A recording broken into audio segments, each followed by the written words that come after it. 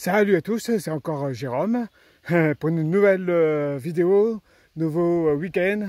Donc je suis toujours, je fais du vélo.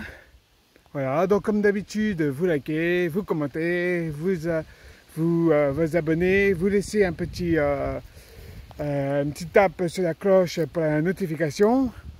Et aujourd'hui, on va finalement faire la suite de la réponse pour Émilie, parce que je trouvais que c'était un petit peu court. Voilà, on a été sympa, on lui a donné comment dire, de force, mais finalement, quelles sont les solutions pour Émilie ou toutes les personnes qui font un peu du commerce, parce que finalement, ce que je vais donner, ça peut être applicable dans tous les commerces. Alors, pour rappeler, Émilie était fleuriste, elle a été touchée par le Covid. Son entreprise a été touchée par le Covid et donc elle a dû fermer, peut-être manque de trésorerie, et puis les aides de l'État n'ont pas été peut-être à la hauteur, et voilà, c'est pas très bon pour beaucoup d'entreprises vont malheureusement fermer parce qu'ils ne sont plus alimentés par l'argent de l'État, et voilà, c'est bien regrettable. Alors, ce qui est regrettable, c'est ce qu'a fait l'État sur les entreprises. Mais bon, ça c'est un autre débat. Mais qu'aurait pu faire notre chère Émilie? Alors Émilie, elle a une entreprise à domicile, sûrement dans un local plutôt, et donc voilà, il y a un coût assez important de la locale, surtout si elle le loue et tout ça.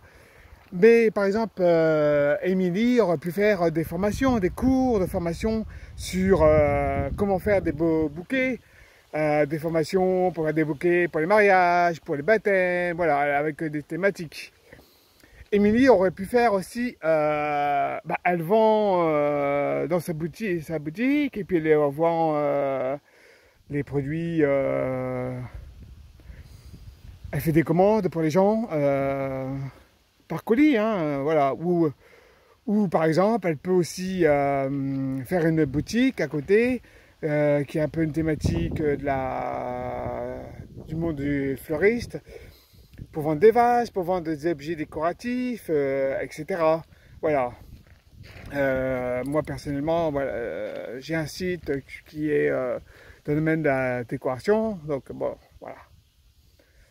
Et je suis aussi issu du monde de l'horticulture. Alors pas fleuriste, mais horticulture, floriculture. Voilà, pour les puristes, ils comprendront. Et donc voilà. Il y a beaucoup de solutions à faire. Après, qu'est-ce qu'il y aurait pu à faire? Si Émilie avait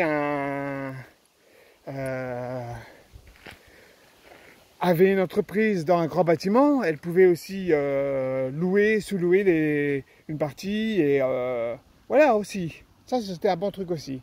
Je suis sûr qu'il y a plein de solutions que je n'ai pas eu l'idée de le dire, mais vous allez me le dire, vous allez me le donner, tiens, en commentaire. Dites-moi ce que vous en pensez, donnez-moi des solutions. Et je sais qu'il y a beaucoup de métiers, toutes ces solutions peuvent être utilisées dans l'artisanat alimentaire, dans l'artisanat, etc. On peut utiliser Internet, on peut utiliser, voilà. On peut faire des formations aussi, même s'il n'y avait pas le Covid, elle aurait pu aussi faire des formations, 1 ou 2 jours, 1 ou 2 heures, des gens qui viennent, et puis voilà. Faire du conseil, oui, j'ai pas passé du conseil.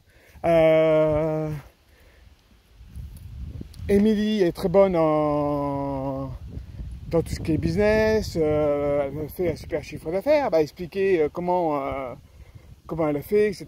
dans d'autres boutiques. Pourquoi pas même avoir des participations dans les entreprises qu'elle conseille. Voilà, ça c'est des bonnes idées. Voilà. Voilà, donc dis-moi ce que tu en penses de ces conseils, et je te dis Donc, comme d'habitude, tu likes, tu abonnes, pardon, tu tapes sur les notifications, hein, tu commentes, tu me dis voilà ce que tu en penses. Et je te dis à la prochaine vidéo. Allez, salut, ciao.